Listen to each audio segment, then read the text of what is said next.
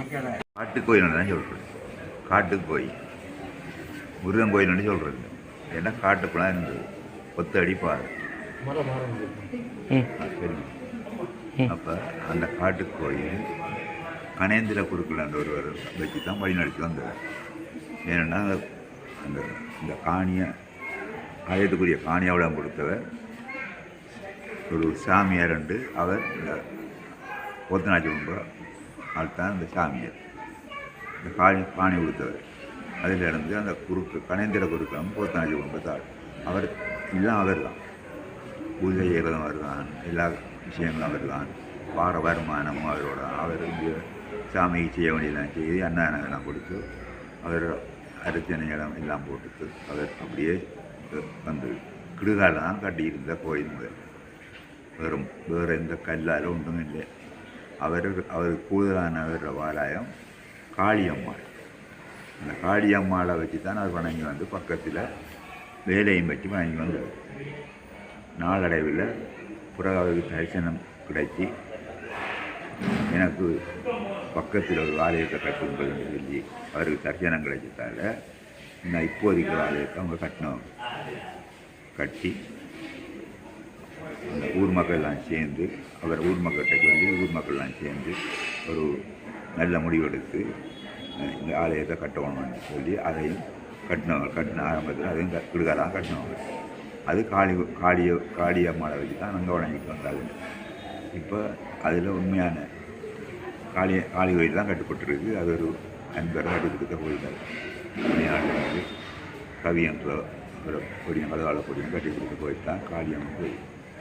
அது முதலும் சின்னது கொடியின் மாதிரி தான் இருந்தது.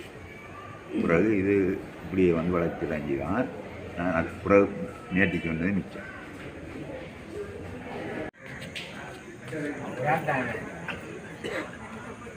ஆறு குடும்பம் சேர்ந்து நல்ல ஒரு முடிவெடுத்து இந்த கோயிலை நாங்கள்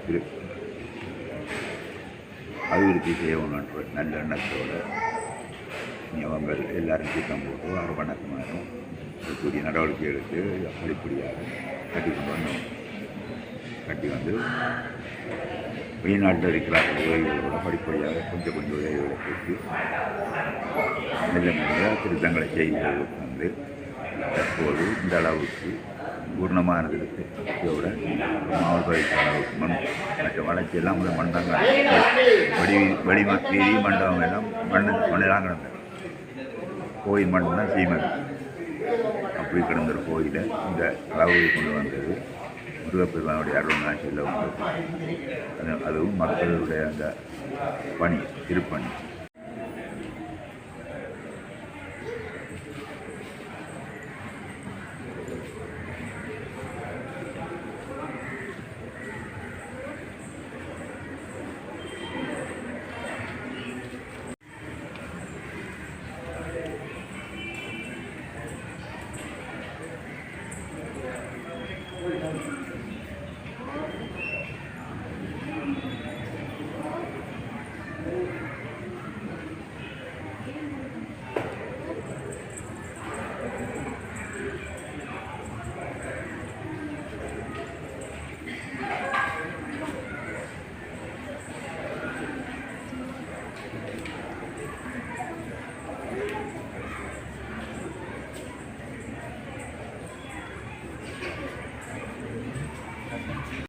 இந்திய முதல் குடும்பம் போத்தனாச்சி குடும்பம்.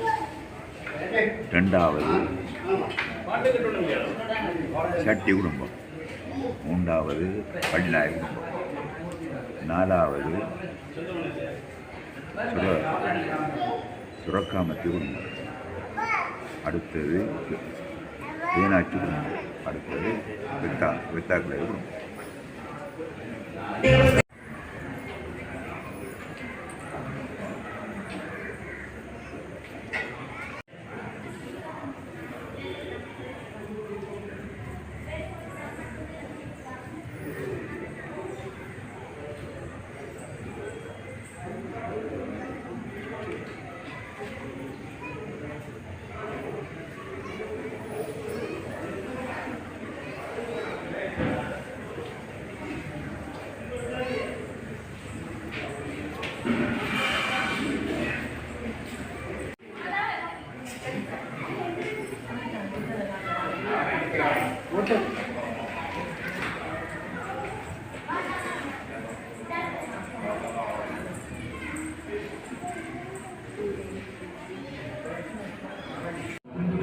வேலுப்பிள்ளை சபாநாயகம் பொருட்களாகிய நான் இந்த ஆலயத்திலே 35 ஆண்டுகளாக பூஜை செய்து வருகின்றேன். தற்பொழுது இந்த ஆலயத்திலே ஆடி மாதத்து திருவோண நட்சத்திரத்தை மையமாக வைத்துக்கொண்டு 10 நாட்கள் உற்சவம் நடைபெறும். மகோற்சவம். இந்த மகோற்சவ காலம் 21ஆம் தேதி ஆரம்பிக்கப்பட்டிருக்கிறது. 30ஆம் தேதி தீர்த்தோற்சவத்துடன் முடிவடையும்.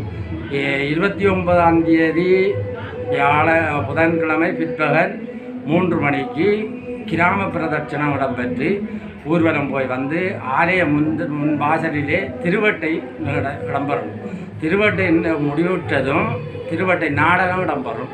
திருவட்டை நாடகம் இடம்பெற்றதும் எமது பூஜைகள் யாவும் இனிதே நடைபெறும். 30ஆம் தேதி அதிகாலை 9 மணிக்கு இந்த ஆலயத்திலே திருவோண நட்சத்திரத்திலே தீர்த்தோற்சவம் இடம்பெறும். அன்று பிற்பகல் 3 மணிக்கு கொடியிறக்கமும், வெள்ளிக்கிழமை பிற்பகல் 6 மணிக்கு பூங்காவன உற்சவமும் நடைபெறும்.